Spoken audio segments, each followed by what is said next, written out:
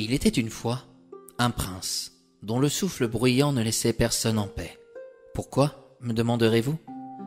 Eh bien, parce qu'il ronflait avec une telle intensité que l'on souhaitait qu'une seule chose, le voir plonger dans un sommeil éternel. Cela faisait désormais 100 ans que ces ronflements secouaient la quiétude environnante. Ces ronflements incessants agaçaient tellement que même la forêt qui entourait son château ne cessait de trembler. Ce domaine se trouvait au cœur de la forêt des Charmes, à Britannia. Non loin de là, dans le village de Lorienta, vivaient des lavandières qui, depuis des décennies, devaient se munir de bouchons d'oreilles, nuit et jour. Combien de temps encore devraient-elles supporter cela? Quand le prince se réveillerait-il enfin? Selon la légende, il s'était endormi il y a près de 100 ans. Il avait tenté de conquérir le cœur d'une jeune fille en lui offrant une rose du jardin de son château. Mais une épine ensorcelée par une sorcière malveillante l'avait plongé dans un sommeil profond. Au fil des années, des princesses venues de différents royaumes s'étaient présentées, espérant réveiller le prince par un baiser sur ses lèvres. Elles rêvaient toutes de devenir sa promise, tellement il semblait charmant. Après tout, un baiser d'amour avait fonctionné pour Juste le Bon. Pourquoi pas pour lui? Mais dès qu'elles arrivaient aux abords de la forêt des Charmes, elles rebroussaient tout chemin. Comment pourraient-elles imaginer partager leur lit avec un tel ronfleur? Pourtant, un jour, une certaine Linda la licorne osa franchir les portes du donjon. Cette princesse possédait une licorne peu commune, qui était en réalité son arme de défense. Cette créature pouvait se transformer en épée, en bouclier, et ensemble, elles avaient terrassé de nombreuses créatures maléfiques, ce qui avait valu à Linda la renommée de Linda la licorne. En pénétrant dans la forêt des Charmes, elle ne rencontra aucun dragon, bien qu'on lui ait dit qu'elle en aurait à affronter un. « Bizarre, dit-elle à haute voix. Peut-être qu'il se cache pour m'anéantir au bon moment. »« Je ne sens aucun dragon à l'horizon, intervint sa licorne. Si ça se trouve, ce sont les ronflements de ce jeune prince qui ont fait penser aux Britanniennes qu'un terrible dragon errait dans cette forêt. » La princesse arriva sans aucune peine au château. En pénétrant dans l'enceinte, sa licorne se métamorphosa en une belle épée. Linda la licorne lança. « En garde, dragon! Ôte-toi de mon passage, ou sinon, je te découpe en rondelles de saucisson. » Une nouvelle fois, la surprise fut totale. Il n'y avait point de dragon. Elle monta alors des escaliers durant plusieurs minutes sans croiser aucune créature maléfique. C'est vraiment plus qu'étrange. En arrivant enfin dans la chambre du prince, les murs tremblaient, le plancher vibrait. « Partout les Britanors !» lâcha Linda la licorne.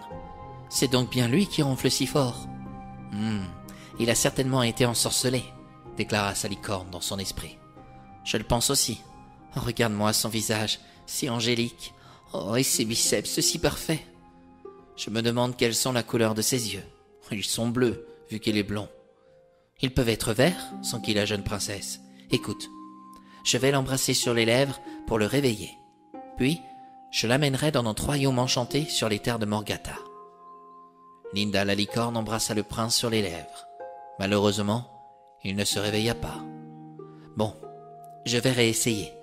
Il est peut-être plus capricieux que Juste le Bon. » La princesse déposa un baiser plus marqué sur les lèvres du prince, bien que l'on puisse se demander s'il pouvait encore être qualifié de jeune après près de 100 ans de sommeil sans vieillissement apparent. Une fois de plus, le prince remua sans pour autant ouvrir les yeux. Cela contraria Linda la licorne. « Pauvre prince, le sortilège dont vous souffrez est tellement puissant que je n'arrive pas à vous réveiller. Pourtant, vous êtes si bel homme. » Elle posa son épée dans son fourreau et soudain, une idée surgit dans son esprit. Elle s'agenouilla à côté du prince qui continuait de ronfler bruyamment. Puis, elle lui lança. « Prince de la forêt des Charmes, réveillez-vous. Je suis ici pour vous libérer de la magie qui vous tient dans un sommeil profond depuis près de 100 ans. Réveillez-vous, car je vous aime. » Brutalement, le prince ouvrit un œil et regarda la princesse de haut en bas. « Qui est cette grande perche qui ose me réveiller ?»« Je me nomme Linda la licorne. Je suis une princesse aux amours déçus. Je suis peut-être très fine et très grande, mais je demeure très vaillante et viens vous secourir, mon beau prince. » « Mais je n'ai aucunement besoin d'être secouru, madame la princesse au bois perdu. Je suis très bien ici, dans mon lit. » »« Allons, mon prince, soyez sérieux. Vous n'en avez pas assez d'être couché depuis près de 100 ans. » »« Comment ? Oseriez-vous dire que je ne fais rien de mes journées ? Vous savez, il est très épuisant de rêver lorsque l'on passe ses journées à dormir. » Linda la licorne fixa le jeune prince. « Il a beau être un bel homme, il demeure un véritable râleur, songea-t-elle. « Bon, ça suffit. Maintenant, vous sortez de votre lit, ordonna-t-elle. Dehors, les journées sont belles. Le soleil brille, le ciel est bleu, les oiseaux chantent. »« Je me fiche de ces oisillons, rétorqua le prince.